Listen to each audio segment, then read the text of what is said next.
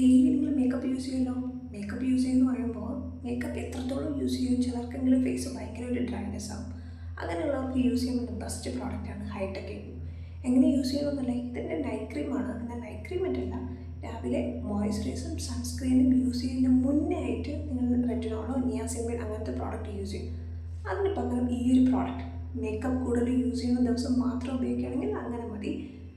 Dryness ഒന്ന് മാറ്റി നിർത്താനും ഫേസിലെ പല പ്രോബ്ലംസും ഡ്രൈനെസ് ആണ് മെയിനായിട്ട് വരുന്നത്. നമ്മുടെ മറ്റ് മേക്കപ്പ് പ്രോഡക്റ്റ്സ് യൂസ് ചെയ്യുമ്പോൾ ഫേസ് ഭയങ്കര ഡ്രൈ ആകും.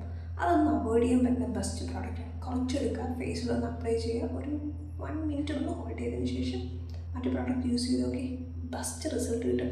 അതിനുശേഷം നിങ്ങളുടെ ഡെയിലി റുട്ടീനിൽ മോയ്സ്ചറൈസർ, സൺസ്ക്രീൻ, ഫൗണ്ടേഷൻ എന്ത് വേണം യൂസ് ചെയ്യാം.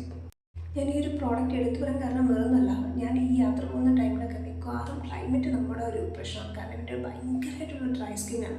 പക്ഷേ ഈ ഒരു പ്രോഡക്റ്റ് യൂസ് ചെയ്യുന്ന ഈ ഒരു 3 ഡേയ്സ് ഫേസ് വേറെ ഇഷ്യൂസ് ഒന്നും ഉണ്ടായിട്ടില്ല. നിങ്ങൾക്ക് ഈ കാണുമ്പോൾ മനസ്സിലാവും, മേക്കപ്പ് ഞാൻ യൂസ് ചെയ്തിട്ടുള്ള ഫേസ് തന്നെയാണ്.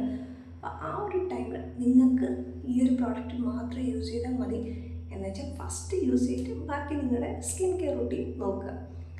നമ്മുടെ ഹൈടെക് എഗ്ഗു എല്ലാം കൊണ്ടും നിങ്ങളുടെ ഡ്രൈനെസ് മാറ്റാൻ പറ്റുന്ന ഒരു ബെസ്റ്റ് പ്രോഡക്റ്റാണ്. ഏതൊരു സ്കിൻ ടൈപ്പുകാർക്കും സ്യൂട്ടാവുന്ന ബെസ്റ്റ് പ്രോഡക്റ്റ്.